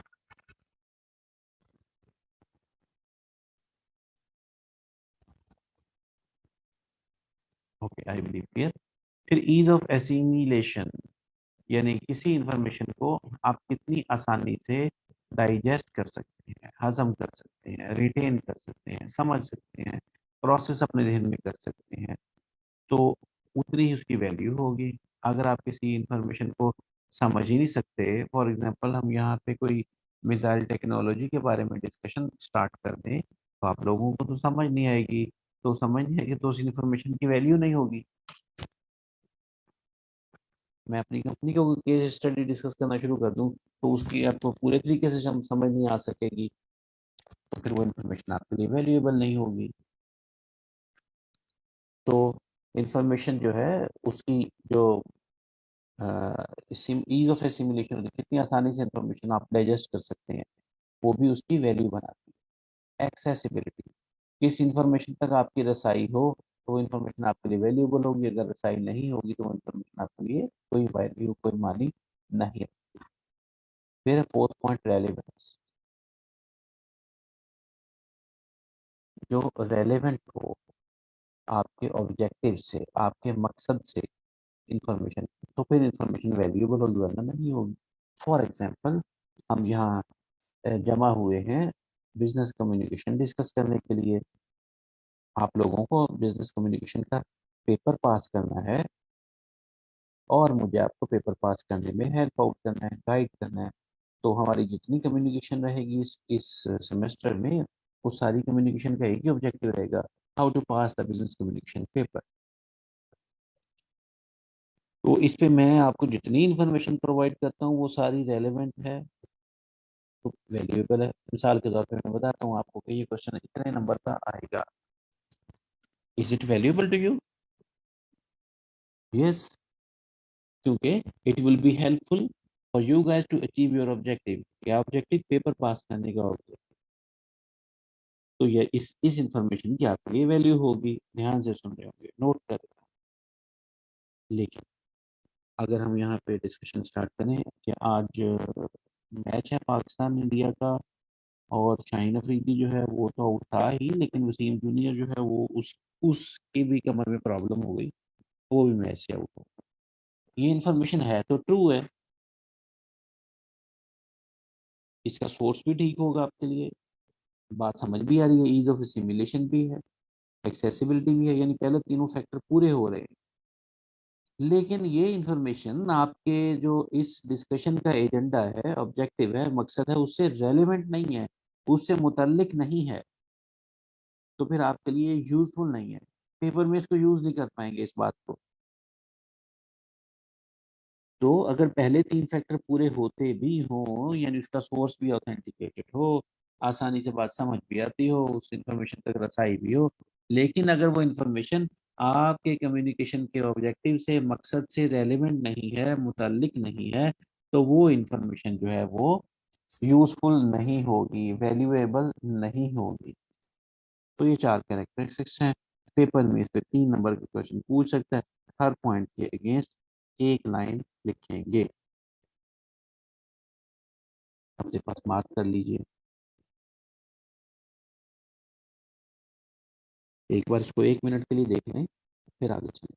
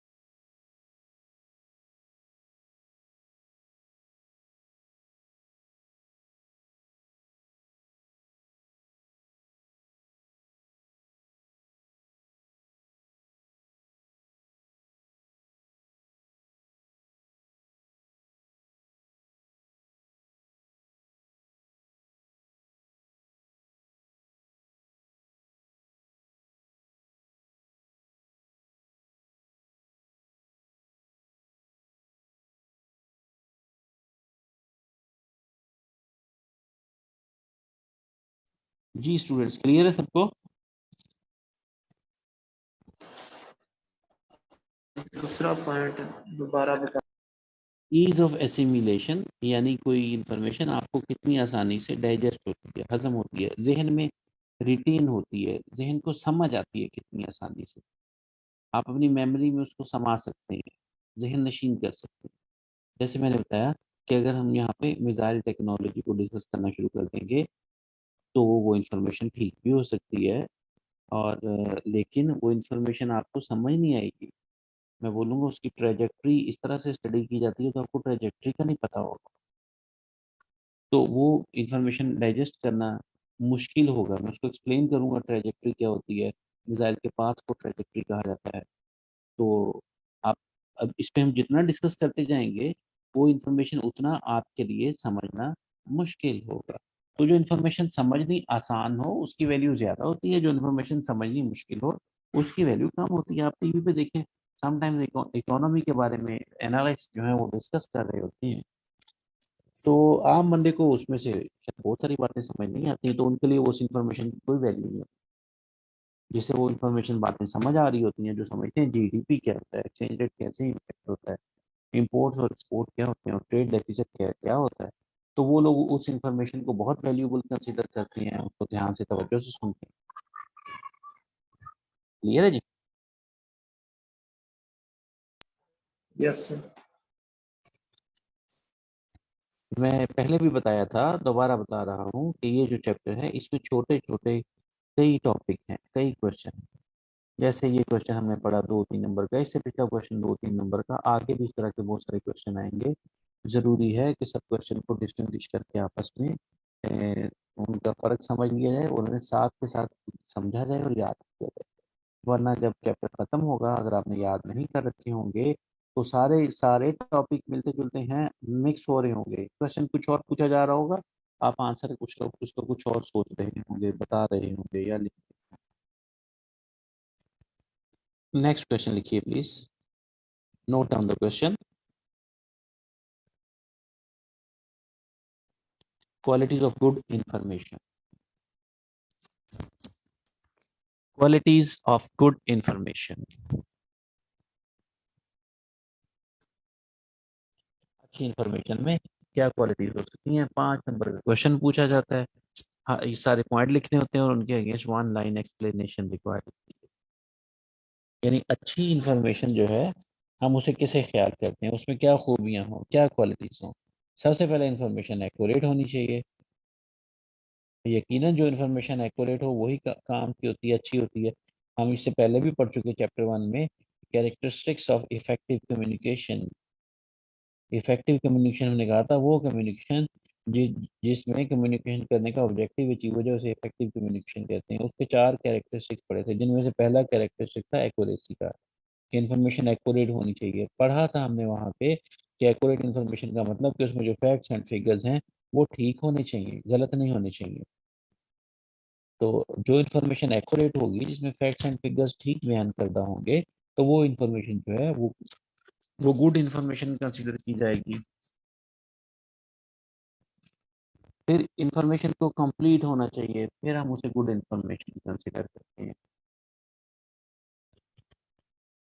जैसे आपको ये तो बता दिया जाए कि बिजनेस कम्युनिकेशन की एडिशनल क्लास होगी, ड्यूरिंग दिस वीक एक काफी क्लास होगी। हाँ, लेकिन ये इनकम्प्लीट इंफॉर्मेशन है, आप इसको अच्छी इंफॉर्मेशन नहीं समझेंगे, क्योंकि किस दिन होगी मालूम नहीं। ओके, वेडनेसडे को होगी। अब ये इंफॉर्मेशन बेहतर तो हो गई, बट ये in still it's incomplete information. किस टाइम में हो? इट्स 6 to 8 होगी, वेडनेसडे को 6 to 8 एडिशनल क्लास होगी। ये काफ़ी हद तक मुकम्मल इंफॉर्मेशन है, लेकिन स्टिल इट्स इनकम्प्लीट। क्यों होगी एडिशनल क्लास?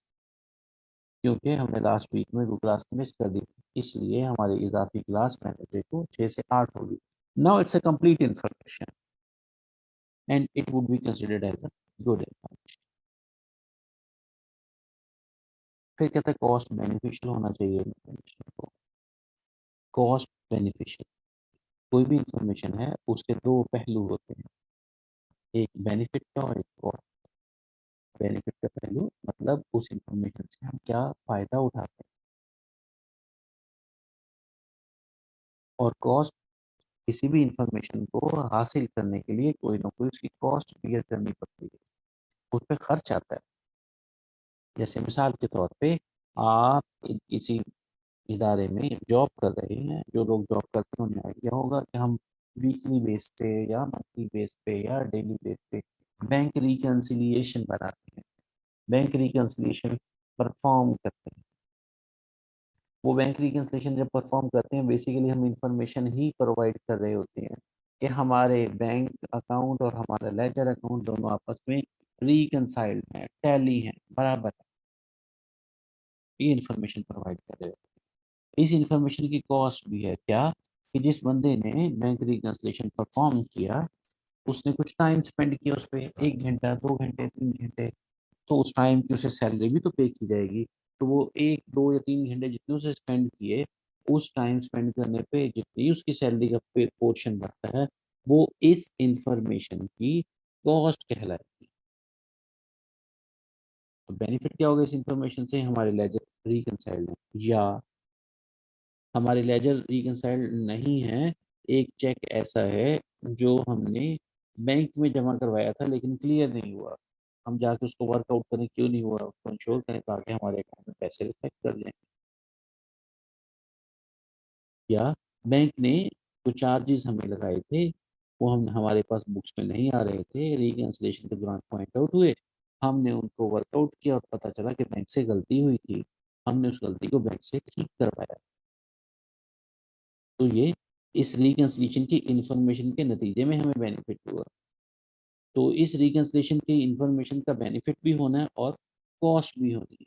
कोई भी इंफॉर्मेशन उसको कोई ना कोई बेनिफिट भी होता है और कॉस्ट भी होता है। तो कॉस्ट बेनिफिशियल का मतलब ये होता है कि किसी इंफॉर्मेशन से हासिल होने वाला बेनिफिट उस पर आने वाली कॉस्ट से ज़्यादा होना चाहिए। अगर किसी इंफॉर्मेशन से हासिल होने वाला बेनिफिट कॉस्ट से, उस पर आने वाली कॉस्ट से ज़्यादा हो तो हम ऐसी इंफॉर्मेशन को कॉस्ट बेनिफिशियल इंफॉर्मेशन कहते हैं।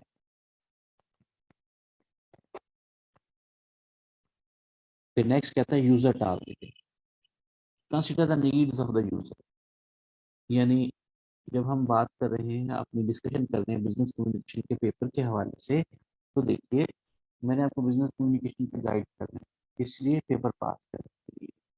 तो मेरी जितनी भी कम्युनिकेशन होनी चाहिए वो पेपर फोकस्ड होनी चाहिए। मैंने आपको सब्जेक्ट मैटर तो क्लियर करना ही है, साथ मुझे आपको बताना है कि पेपर में क्वेश्चन कितने नंबर का आ सकता है, आपने उसको कैसे अटेम्प्ट करना है, कितना उस पर डिटेल लिखनी है, कौन सा आपने याद करके रट्टा लगा के लिखना है, कौन सा आपने अपने अल्फाज में लिखना है। ये सारी की सारी बातें जो हैं ये यूजर टारगेटेड होती हैं। मैं इन बातों के अलावा भी आपको बिजनेस कम्युनिकेशन पे इंफॉर्मेशन प्रोवाइड कर सकता हूँ,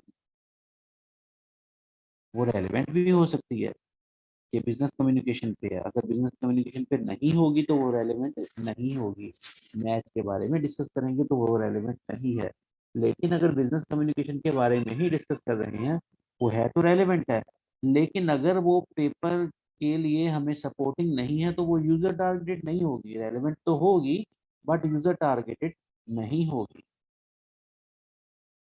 यानी मैं आपको बिजनेस कम्युनिकेशन के बारे में ऐसी इंफॉर्मेशन प्रोवाइड करूं जो आपको वो है तो बिजनेस कम्युनिकेशन की इंफॉर्मेशन दुरुस्त भी है, एक्यूरेट भी है, सोर्स से भी ठीक आ गई, आपको समझ भी आ गई, लेकिन उसका पेपर पास करने में कोई अमल दखल नहीं है, सपोर्टिंग नहीं है पेपर पास करने के लिए, तो फिर हम इसे यूजर टारगेट नहीं करेंगे। कहते हैं consider the need of the user और उसी हिसाब से प्रोवाइड करेंगे इंफॉर्मेशन। फिर इसके बाद कहता है रेलेवेंट।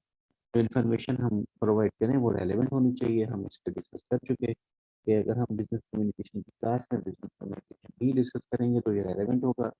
अगर हम यहाँ पे डिस्कस करेंगे क्रिकेट मैच के बारे में तो ये रेलेवेंट नहीं है। अगर फाइनेंशियल अकाउंटिंग के बारे में मैं आपको बताऊंगा तो वो इन्फॉर्मेशन तो ठीक हो सकती है बट रेलेवेंट नहीं है। तो गुड इन्फॉर्मेशन जो है वो रेलेवेंट भी होना चाहिए। हम पढ़ रहे हैं क्वालिटी ऑफ गुड इन्फॉर्मेशन। फिर कहते हैं अथॉरिटेटिव होनी चाहिए। Information should come from a reliable source. देखिए इस पे पहले भी हम शायद डिस्कस कर चुके कि अगर आपको कोई कोई दोस्त बताए कि आपका बिजनेस कम्युनिकेशन का पेपर जो है वो 5 नवंबर को होगा और सुबह 9 से 12 की टाइमिंग है और आपका रोल नंबर 13609 है, would you believe on this information? No. पोस्ट आप बिलीव तो कर लें बट रिकन्फर्म करने के लिए आप कहेंगे no, I need a roll number slip issued from the FIFA examination department director of examination because he is the one who is authority to issue the roll number slip and the examination schedule. तो good information वही होगी जो मुतल्लका authority से आएगी। जैसे ईद की छुट्टियां आ गई, उसका नोटिफिकेशन जारी होगा, सोशल मीडिया पे नोटिफिकेशन मिलना शुरू हो जाता है, लोगों की राय शुरू हो जाती है। मुहर्रम की छुट्टियों पे लोगों की राय शुरू हो गई बट ये छुट्टियां तब तक एप्लीकेबल नहीं होंगी, तब तक कंफर्म नहीं होगी जब तक के जो कंसर्न मिनिस्ट्री, शायद इंटीरियर मिनिस्ट्री है, तो वो जब तक उस पर नोटिफिकेशन जारी नहीं करेगी तो पूरे मुल्क में उन छुट्टियों को कंफर्म नहीं किया जाता, बिकॉज वही तो कंसर्न अथॉरिटी होगी। तो गुड इन्फॉर्मेशन वो ही है जो अथॉरिटी से मुतल्लिका अथॉरिटी से आपको हासिल हो। फिर इंफॉर्मेशन टाइमली होनी चाहिए। अगर टाइमली इंफॉर्मेशन होगी तो गुड होगी, अगर टाइमली नहीं होगी तो गुड नहीं होगी। मिसाल के तौर पे हमारा क्लास का टाइम चेंज हुआ, आज 10 से 12 क्लास नहीं होनी बल्कि 8 से 10 होनी है। तो ये शेड्यूल चेंज जो है ये आप लोगों को इंटीमेट करना चाहिए, आगाह करना चाहिए इसके बारे में। आपको आगाह कर दिया गया 8 बजे पूरे। जो लोग तो अवेलेबल थे, जिनके जिनकी डिवाइसेस अवेलेबल थी, जिनके पास नेट कनेक्टिविटी थी, वो तो शायद 5-10 मिनट में कनेक्टिविटी ले लेंगे।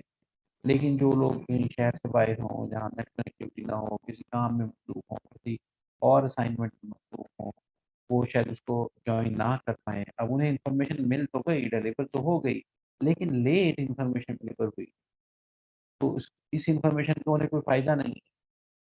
जैसे खुदा न खास्ता किसी फ्यूनरल का जनाजे का इंफॉर्मेशन जनाजे के बाद बताया जाए या 5 मिनट पहले बताया जाए जब तक आप पहुंच ना सकें। तो इन्फॉर्मेशन तो डिलीवर हो गई, ठीक है, रिलायबल सोर्स से है, रेलेवेंट है, लेकिन टाइमली नहीं है। तो फिर इंफॉर्मेशन को गुड इंफॉर्मेशन नहीं कहा जा सकता। फिर इसके बाद लास्ट पॉइंट में है इजी टू यूज।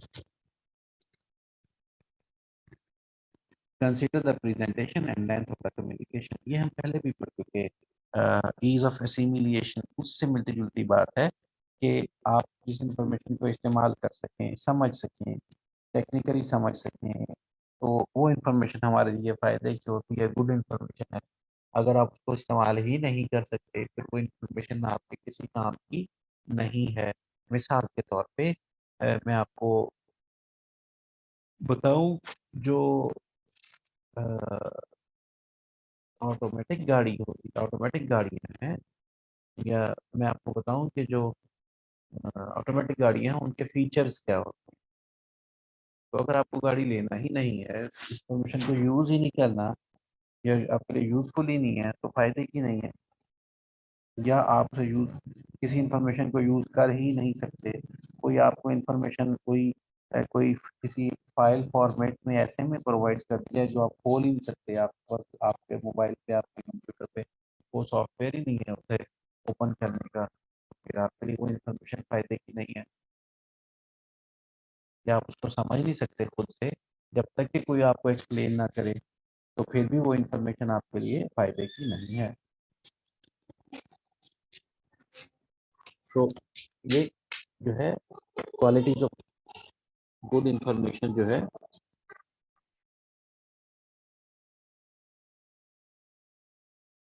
ये क्वालिटीज ऑफ गुड इंफॉर्मेशन के 6-7 पॉइंट्स हैं। इन पॉइंट्स को आप एक बार देख लीजिए, 5-6 पॉइंट्स को, 2-4 मिनट हैं, फिर हम आगे।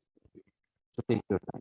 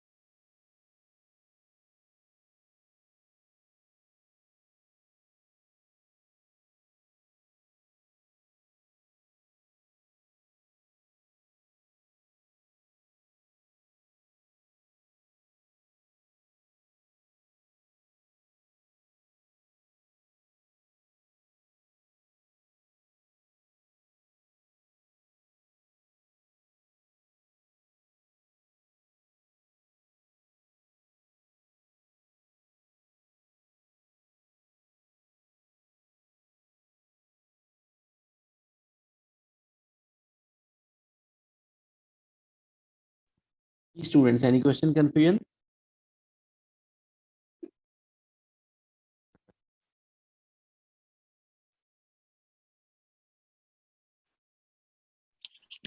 सर लास्ट टू टॉपिक समझा देंगे, 2 headings, timely, easy to use. Timely का मतलब कि इंफॉर्मेशन, हम उस इंफॉर्मेशन को अच्छा समझते हैं, गुड समझते हैं जो हमें टाइमली मिले। अगर टाइमली ना मिले, जैसे डेट शीट आपको एग्जाम के बाद मिले, तो इन्फॉर्मेशन होगी तो एक्यूरेट, लेकिन हमारे लिए फ़ायदे की नहीं है, गुड नहीं है, यूजफुल नहीं है। या जैसे मैंने बताया कि किसी के जनाजे में शिरकत के लिए आपको इत्तला मिले लेकिन 10 मिनट पहले, जबकि आपका वहाँ पे पहुँचने का ट्रैवल टाइम आधे घंटे का हो, तो फिर वो इन्फॉर्मेशन गुड नहीं है, टाइमली नहीं मिली आपको, वो कम से कम आधा घंटा पहले मिलना चाहिए थी। जैसे किसी शादी का दावतनामा आपको शादी को जाने के बाद मिले, टाइमली नहीं है। जैसे फायर इंसिडेंस तो हो गया, हम उसको बजाय टेलीफोन पे कम्युनिकेट करने के उसको पैदल बताने चले जाएं फायर टेंडर को, तो हमने गलत मीडियम चूज कर लिया और टाइमली इन्फॉर्मेशन नहीं दे पाए, जिसकी वजह से जहाँ फायर इंसिडेंट हो वो जगह जगह खाकस्तर हो जाएगी। तो इन्फॉर्मेशन टाइमली अगर नहीं होगी तो वो इन्फॉर्मेशन गुड नहीं कंसिडर की जाएगी। इजी टू यूज़ का मतलब कि इंफॉर्मेशन अगर इस्तेमाल की नहीं है, समझ नहीं सकते, उसे इस्तेमाल नहीं कर सकते, तो फिर उस इंफॉर्मेशन का कोई फ़ायदा नहीं है। जैसे मैंने बताया कि आप हम कोई जैसे हम हमें ज़िंदगी में कुछ ऐसे लोगों से वास्ता पड़ता है जो बात करते हैं तो हमें बात क्लियर नहीं हो पाती, कन्फ्यूजन सी हो जाती है। या बात समझाते हैं तो बात समझाने का सलीका जो है वो ठीक नहीं होता है, या बात को जैसे लॉजिकल फैशन में या प्रोग्रेसिव वे में बात करनी चाहिए, स्टेप बाय स्टेप, उस तरह से बात हमें नहीं बता पाते। तो इन्फॉर्मेशन तो प्रोवाइड हो जाती है, ठीक भी होती है, एक्यूरेट भी होती है, टाइमली भी होती है, लेकिन आप उसे समझ नहीं पाते, आप उसे सही तरह से इस्तेमाल नहीं कर पाएंगे। या जैसे कोई ज़ुबानी लफ्ज़ होता है, ज़ुबानी गुफ्तगू होती है, जिसका आपको समझ नहीं आ रही होती कि इसका क्या करना है, ये इसका मतलब ये है या ये है, तो फिर ये इंफॉर्मेशन इजी टू यूज़ नहीं होगी, इसलिए इसे हम गुड इंफॉर्मेशन नहीं कहेंगे। जैसे वो यहाँ पे लिख रहा है, consider the presentation and length of the communication, यानी अगर आपकी कम्युनिकेशन की प्रेजेंटेशन ठीक नहीं है, समझ ही नहीं आ रही, तो फिर उसका यूज़ तो नहीं किया जा सकता। या इतना लेंथी लिख दिया, एक पैराग्राफ इतना लेंथी लिख दिया, उसमें इतने पॉइंट इकट्ठे करके लिख दिए कि कन्फ्यूजन क्रिएट हो गई। वो इन्फॉर्मेशन ठीक होगी, एक्यूरेट होगी, टाइमली होगी, अथॉरिटेटिव होगी, बट इजी टू यूज़ नहीं होगी।